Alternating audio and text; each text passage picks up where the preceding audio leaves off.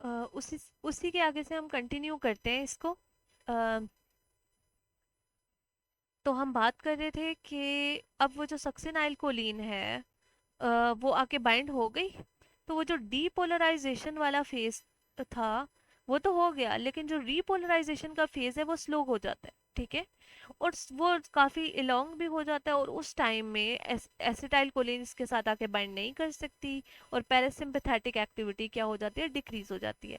इस तरह से आपकी जो सक्सिनाइल कोलिन है वो काम करती है। तो ये क्या कर रही है, depolarising neuromuscular blocker drug succinylcholine attaches to nicotinic receptors, ठीक है। और ये किसकी तरह काम करती है, एसिटाइल कोलिन की तरह काम करती है। ये अटैच हो जाती है रिसेप्टर्स के साथ, ठीक है,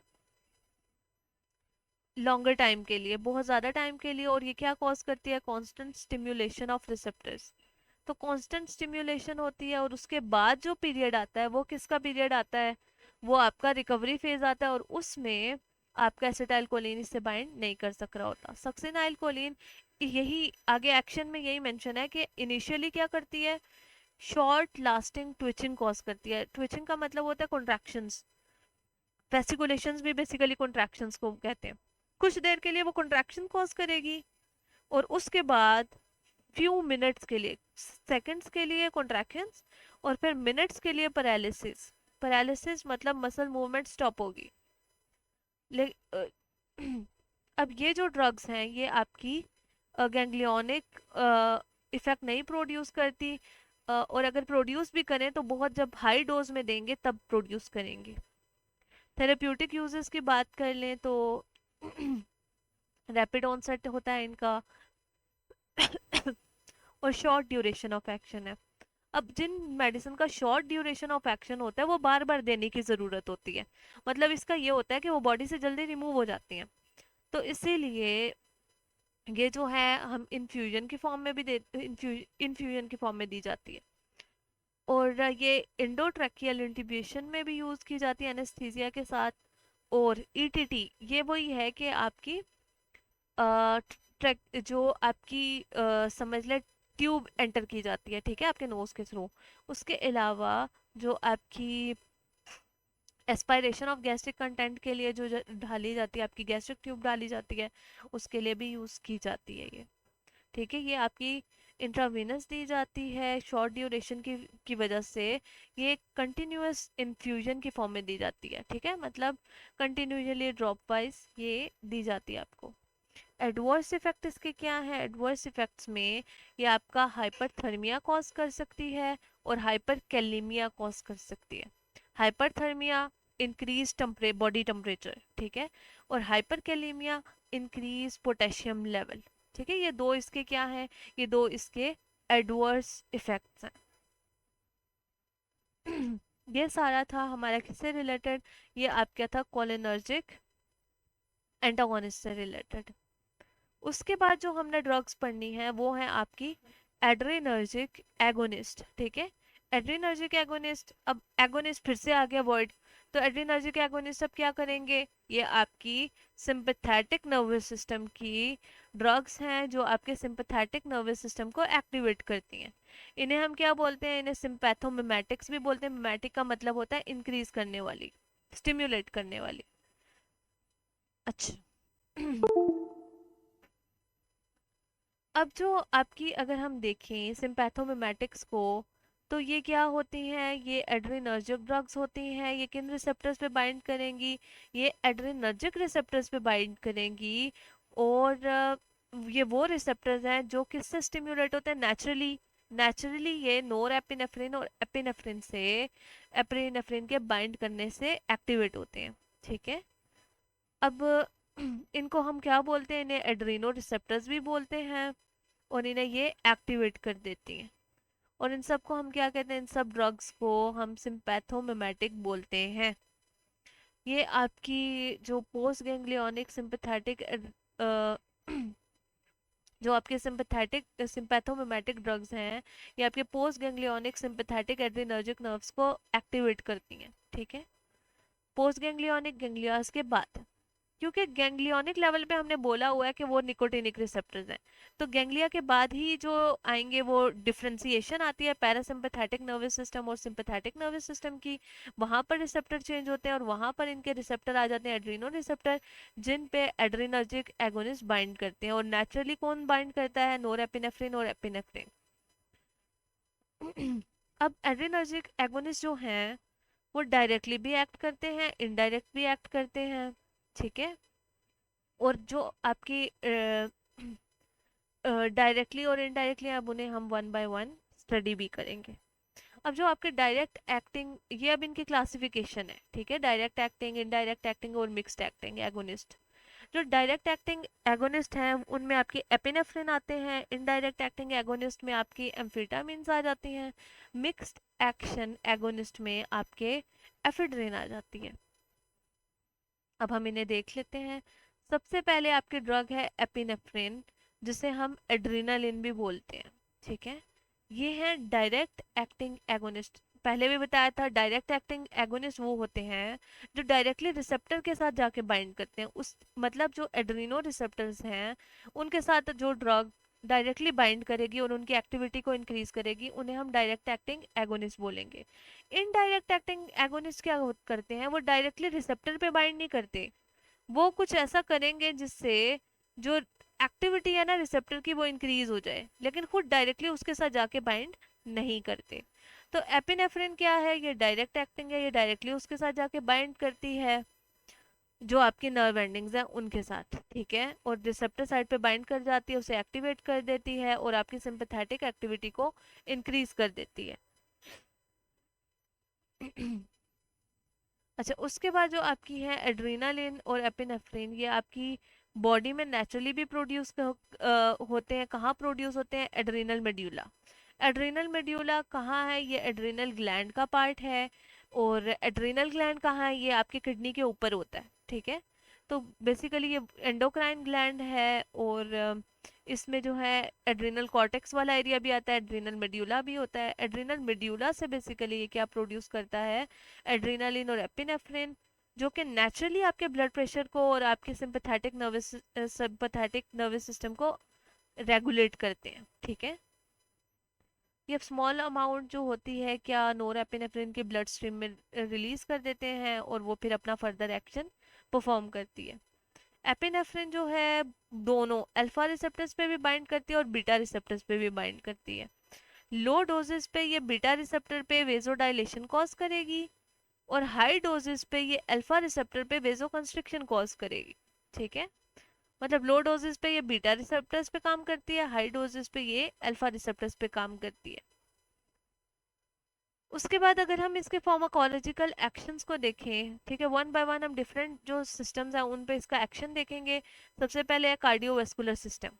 तो कार्डियोवैस्कुलर सिस्टम की बात करें, हार्ट की बात करें, तो ये कार्डिक स्टिमुलेंट है। देखो वो हम ऑलरेडी डिस्कस कर चुके हैं कि सिंपैथेटिक एक्टिविटी जब भी इंक्रीज होगी तो आपकी हार्ट रेट, ब्रीदिंग रेट, ठीक है, आपका ब्लड प्रेशर, ये सब चीज़ें इंक्रीज होंगी। तो इंक्रीज जो अब ड्रग एगोनिस्ट है वो क्या करेगी? इन्हीं फंक्शन को इंक्रीज करेगी। तो बेसिकली कार्डियोवास्कुलर सिस्टम में कार्डिक जो मसल्स हैं उनको स्टिमुलेट कर देगी, एक्टिवेट कर देगी। ये पावरफुल आपका कार्डिक स्टिमुलेंट है। ये बीटा वन रिसेप्टर जो होते हैं बेसिकली आपके हार्ट में प्रेजेंट होते हैं और उन पे जाके ये बाइंड करती है और उनकी एक्टिवेशन कर देती है। और उनकी एक्टिवेशन से क्या होगा? आपकी जो मायोकार्डियल कॉन्ट्रैक्शन है वो इंक्रीज होती है। देखिए, मायोकार्डियल कॉन्ट्रैक्शन का क्या मतलब है? जो हार्ट के अंदर मसल प्रेजेंट है उनकी कॉन्ट्रैक्शन को इंक्रीज कर देती है, उसके रिजल्ट में फिर फोर्स जो होती है ना, फोर्स वो इंक्रीज होती है और जिसकी वजह से आपका हार्ट रेट और कार्डिक आउटपुट भी इंक्रीज हो जाती है। दूसरा इसका फंक्शन है रिस्पायरेटरी ट्रैक में। रिस्पायरेटरी ट्रैक में ये क्या कॉज करती है? ब्रोंकोडाइलेशन। ब्रोंकोडाइलेशन का क्या मतलब है? ब्रोंकाई को डायलेट करती है, ठीक है, उससे और फैला देती है। उससे होता क्या है? आपको ब्रीदिंग ब्रीदिंग में ईज होती है, ऑक्सीजन ज़्यादा एंटर करता है आपकी बॉडी में। अब ये डायरेक्टली आपके ब्रोंकियल स्मूथ मसल्स पे काम करती है, जो कि हैं जिनमें कौन से रिसेप्टर्स प्रेजेंट होते हैं? बीटा टू रिसेप्टर्स, ठीक है। और बेसिकली बीटा टू रिसेप्टर की एक्टिवेशन के बेसिस पे ये ब्रोंकोडाइलेशन कॉज करती है। फिर आपके हैं ब्लड वेसल्स। ब्लड वेसल्स पे आपकी जो एपिनेफ्रिन है वो वेजोडाइलेशन इफेक्ट कॉज करती है स्केलेटल मसल्स में, ठीक है। और आपकी करोनरी वेसल्स में, करोनरी वेसल्स कौन सी होती हैं? करोनरी वेसल्स वो वेसल्स हैं जो ब्लड सप्लाई लेके जा रही होती है हार्ट में, ठीक है। अब हार्ट का काम है पूरी बॉडी को ब्लड सप्लाई करना, लेकिन उसके अपने सेल्स को भी ब्लड चाहिए होता है, ठीक है। तो वो जो वो अपने आप को जो सप्लाई देता है वो किसके थ्रू देता है? वो करोनरी वेसल्स के थ्रू देता है, करोनरी आर्टरीज और करोनरी वेन्स के थ्रू। और उनमें कौन से रिसेप्टर्स होते हैं, और स्केलेटल मसल में कौन से रिसेप्टर्स होते हैं? Beta 2 receptors. तो बीटा 2 रिसेप्टर्स की एक्टिवेशन भी आपकी एपिनेफ्रिन करवाती है। फिर आपकी आ जाती है जीआईटी। जीआईटी में क्या है? जीआईटी में बेसिकली आपके जो स्मूथ मसल्स हैं उनको क्या कर देती है? रिलैक्स कर देती है और स्फिंक्टर को क्लोज कर देती है, यानी कि जो जीआईटी की मूवमेंट्स हैं उनको ये डिक्रीज करेगी, ठीक है। और जो स्फिंक्टर है अगर वो बंद हो जाएंगे तो इसका मतलब है मूवमेंट जो होगी फूड की वो भी स्टॉप हो जाती है। फिर अब उसके बाद आ जाता है आपके थेरेप्यूटिक यूजेस, यानी कि किस किस बीमारी में यूज होती है, ठीक है। तो सबसे पहले लिखा है ब्रोंकोस्पेजम। ब्रोंकोस्पेजम कहते हैं, स्पेजम मैंने आपको बताया कॉन्ट्रैक्शन।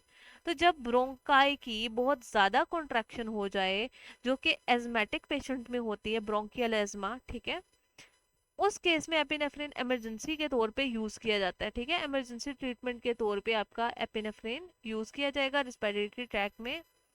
अब ये क्या करता है? ये फ्यू मिनट्स में ये आपका सबक्यूटेनियस दिया जाता है, ठीक है।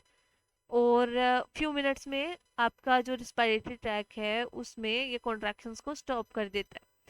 ग्लोकोमा, 2% एपिनेफ्रिन सोल्यूशन यूज किए जाते हैं इंट्राओक्यूलर प्रेशर को रिड्यूस करने के लिए। फिर कार्डिक अरेस्ट आ जाता है, कार्डिक अरेस्ट के पेशेंट में भी यूज किए जाते हैं जिनमें किसी भी शॉक की वजह से, एनेस्थीसिया की वजह से एकदम हार्ट की एक्टिविटी रुक जाए, उस केस में इंट्राकार्डिक इंजेक्शन लगाया जाता है, ठीक है। इंट्राकार्डिक का मतलब है डायरेक्ट हार्ट में आपका एपिनेफ्रिन का इंजेक्शन डायरेक्टली लगाया जाता है, सो दैट आपका ये जो कार्डिक अरेस्ट है उसको रिस्टोर किया जा सके।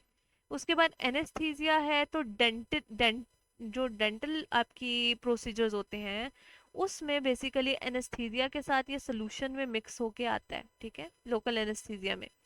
अब एपिनेफ्रिन ना बेसिकली क्या करता है, जो आपकी ब्लड वेसल्स है ना उनको क्या कर देता है, जो आपकी सरफेस वाली ब्लड वेसल्स है उनको जब लोकली अप्लाई किया जाता है उनमें कंस्ट्रिक्शन कॉज करता है, ठीक है। कंस्ट्रिक्शन से होता क्या है कि अब देखिए एनेस्थीसिया हम कब देंगे? जब कोई वुंड वगैरह होगा या हमने कोई प्रोसीजर करना होगा।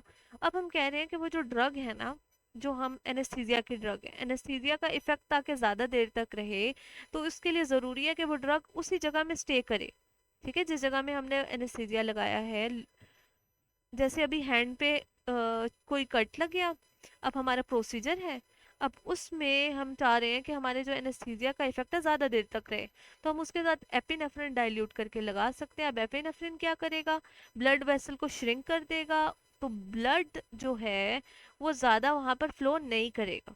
अब ब्लड फ्लो वहाँ पर जब रिड्यूस हो जाएगा तो जो आपकी ड्रग है, एनेस्थीसिया ड्रग, वो भी ब्लड के थ्रू ज़्यादा मूव नहीं करेगी और अदर पार्ट्स में जो बॉडी के पार्ट्स हैं उसमें नहीं जाएगी, ठीक है, तो वो एक ही जगह पे रिस्ट्रिक्टेड रहेगी।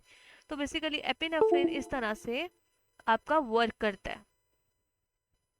अब इसकी जो इफेक्ट जो इस ड्रग का है वो बेसिकली यही है एनेस्थीसिया के तौर पे कि ये लोकल एनेस्थेटिक के इफेक्ट को बहुत ज़्यादा प्रोलॉन्ग कर देता है बाय कॉजिंग वेजो कंस्ट्रिक्शन। वेजो कंस्ट्रिक्शन का मतलब क्या है? वेजो कंस्ट्रिक्शन का मतलब है वही ब्लड वेसल्स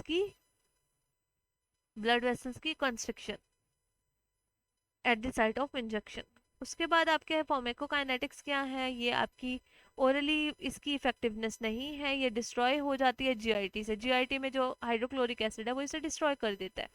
तो ये हम सबक्यूटेनियस देते हैं या इंट्रामस्कुलर देते हैं या हमने इंट्राकार्डिक पूछा, ठीक है, पढ़ा है कुछ केसेस में। आईवी नहीं दिया जाता ये इतना ज़्यादा आईवी नहीं दिया जाता क्योंकि डेंजरस होता है, और इसकी टॉपिकली भी ये आपके बेसिकली यूज़ किया जाता है और वेजो कंस्ट्रिक्शन करवाता है और ब्लड को ऊज आउट होने से यानी कि बाहर निकलने से रोकता है। एडवर्स इफेक्ट इसके क्या हो सकते हैं? इसके एडवर्स इफेक्ट में सेंट्रल नर्वस सिस्टम की डिस्टर्बेंस आती है, आपके हेमोरेज आ सकता है, हेमोरेज बेसिकली ब्लीडिंग को कहते हैं।